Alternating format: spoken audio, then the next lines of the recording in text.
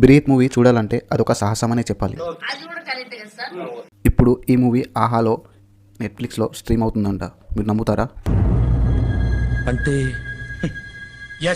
అసలు ఈ మూవీ గురించి చెప్పాలంటే ఇదేం సినిమా సార్, వెరస్ట్, చిచి చిచి చిచి.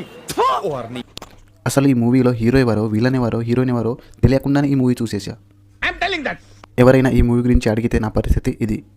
తెలీదు, గుర్తులేదు, మర్చిపోయా. ఈ మూవీ మొత్తం చూసేసిన తర్వాత నాకు ఒకటే అనిపించింది, ఎందుకు పుడతారో కూడా తెలియదండి మనుషులు. కొంతమంది బేసిక్ సెన్స్ ఉండదు మనుషుల దగ్గర.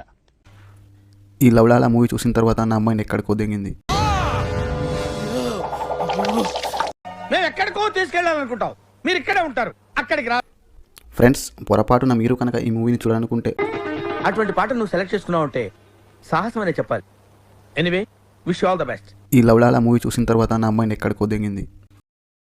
ఈ జన్మకి చాలు, నేను పోతాను అన్నయ్య, నేను పోతాను, నాకు ఇది వద్దు అన్నయ్య, నేను పోతాను అన్నయ్య, నేను పోతాను అన్నయ్య.